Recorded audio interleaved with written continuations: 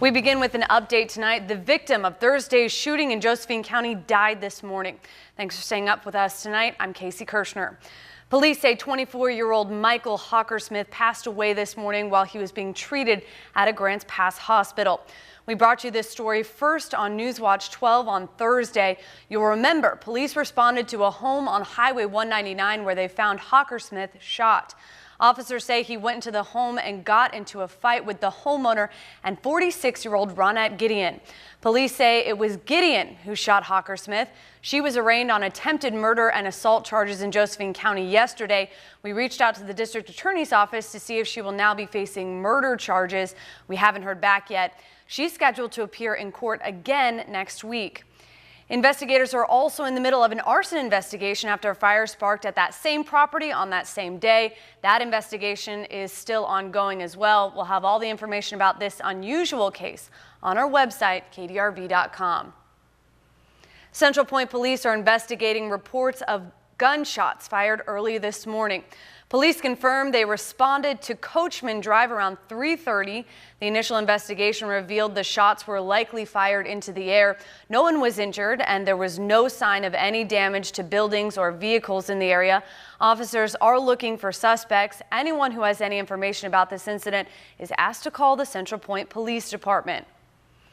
Two police officers in Eugene are on administrative leave tonight after investigators say they shot a man. Eugene police say both officers shot at the man who was holding a gun. They were responding to reports of a physical dispute involving an intoxicated man hitting his girlfriend. Officers believe the man called police about the violence in the first place. The man was taken to the hospital for treatment. He is expected to be okay.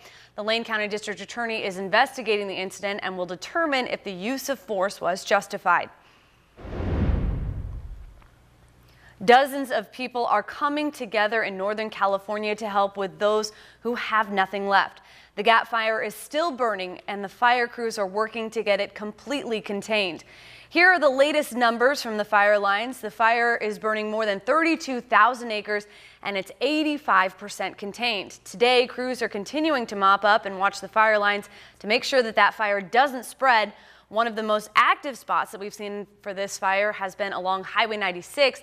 That's where we find Newswatch 12's Jacqueline Abad with more about how the community is stepping in to help these victims. Turning now to Stormwatch 12 meteorologist Mike Doyle. We know with this Gap Fire, we've seen those cool weathers this week. It got hot today. Yes. We are expecting maybe a cool down here in the next few days. Yes. This season, the Grants Pass cross-country team is missing two key runners.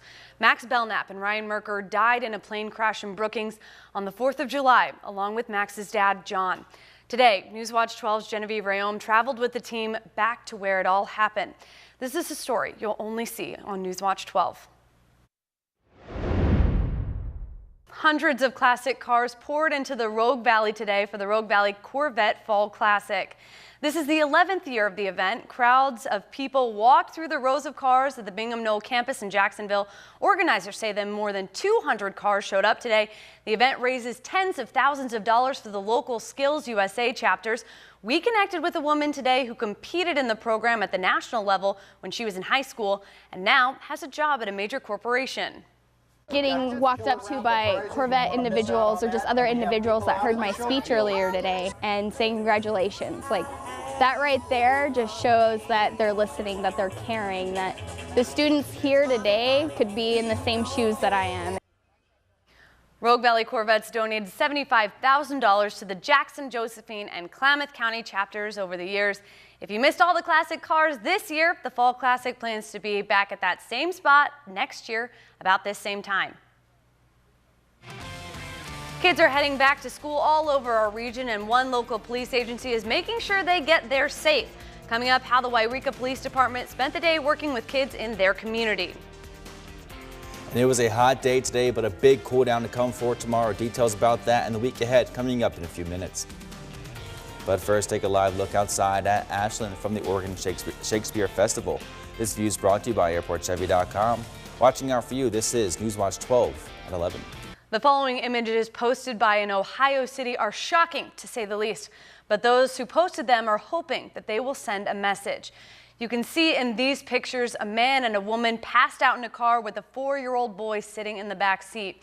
The pictures were posted on the City of East Liverpool's Facebook page. They were taken at a traffic stop. A police officer noticed the car was weaving in and out of traffic, and when he approached the car, he noticed the two inside were intoxicated. The driver told the officer he was taking the passenger to the hospital, but that man passed out soon after the stop happened. That little boy still in the back seat. They chose to post this as a warning about how heroin affects families. This is a major issue. It's an epidemic. It's everywhere. And you got people that are dying. We had 2 overdoses last night.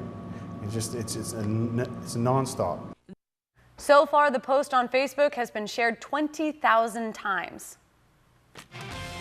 Next in sports, it's all about my favorite sport, football, football, football. We have highlights from Southern Oregon University, Oregon Ducks, and the biggest attended college game in history after the break.